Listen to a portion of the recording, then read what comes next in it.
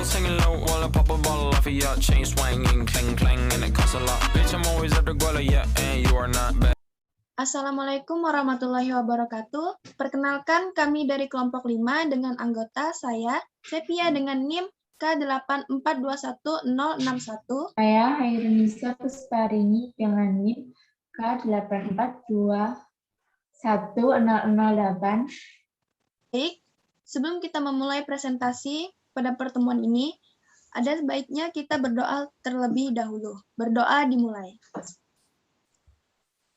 Baik, di sini saya dan Nisa akan membahas tentang dinamika dan tren pemikiran filsafat pada zaman Yunani.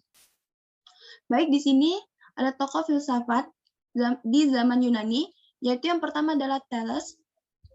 Ia merupakan seorang ahli matematika dan astronomi. Ia berpendapat bahwa bumi itu berasal dari air. Pemikiran bergerak dari alam ke manusia dan perilakunya.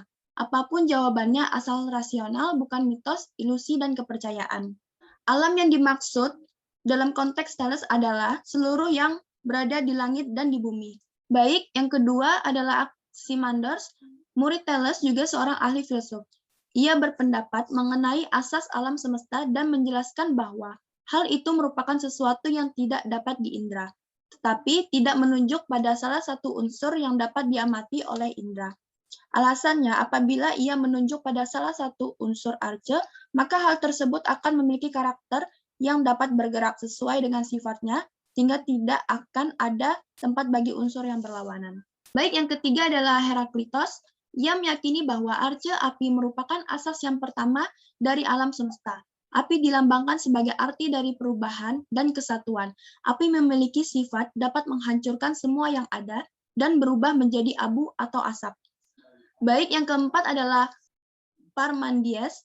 Ia dikenal sebagai tokoh logikawan pertama dalam sejarah filsafat. Bahkan disebut sebagai filsuf pertama modern. Parmenides mengemukakan pentingnya logika dalam mengembangkan ilmu pengetahuan. Yang kelima adalah Pythagoras. Pythagoras merupakan seorang ilmuwan yang ahli dalam bidang matematika. Ia dikenal sebagai bapak bilangan, dan salah satu ilmu yang masih digunakan yaitu mengenai teorema Pythagoras. Baik, presentasi selanjutnya akan dijelaskan oleh Hairunisa. Baik, di sini saya akan melanjutkan presentasi sebelumnya dari Sepia, yaitu Protagoras yang hidup selama tahun 481 sampai 411 sebelum Masehi. Protagoras memiliki sebuah pemikiran manusia menjadi ukuran kebenaran. Lahir humanisme adalah sebuah pemikiran filsafat yang mengedepankan nilai dan kedudukan manusia serta menjadikannya sebagai kriteria dalam segala hal. Kebenaran yang ditentukan manusia, individu, dan kolektif. Kemudian ada Gorgias yang hidup pada tahun 483 hingga 375 sebelum Masehi. Gorgias menyatakan pandangannya terhadap ketidakmungkinan manusia mengetahui sesuatu. Ada 3 tesis yang menjadi dasar argumennya. Yang pertama adalah ada itu ada, realitas itu sebenarnya tidak ada. Yang kedua, indera itu ilusi. Akal itu diperdaya oleh dilema subjektivitas. Yang ketiga, ada jika realitas itu diketahui, tidak dapat diberitahukan kepada orang lain.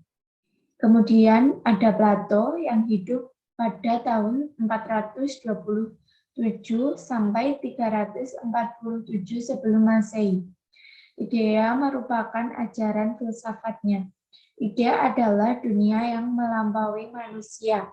Maka ide tidak tergantung pada pemikiran manusia, melainkan pemikiran manusia yang tergantung pada dunia ide. Plato juga menciptakan konsep Tuhan sebagai sumber utama dari semua gerakan yang terjadi dalam alam semesta. Kemudian ada Socrates yang hidup pada tahun 469 hingga 399 sebelum Masehi. Ajarannya tentang ilmu filsafat mengenai etika atau kesusilaan, bahkan logika, banyak dijelaskan oleh Socrates. Ia mengajarkan agar manusia dapat membedakan hal-hal yang benar atau salah, baik atau buruk, dan adil atau tidak adil. Kemudian ada Aristoteles.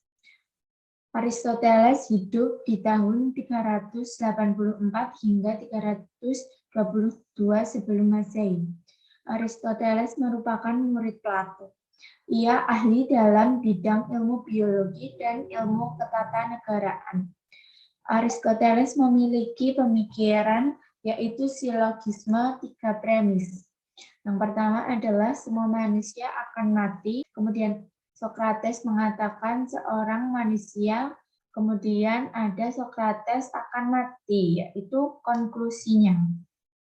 Semua materi yang kita cantumkan dalam PowerPoint kali ini berasal dari Jurnal Perkembangan Ilmu Pengetahuan di Yunani oleh Sondarika.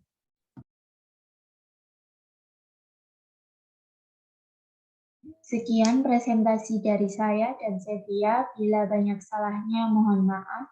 Wassalamualaikum warahmatullahi wabarakatuh.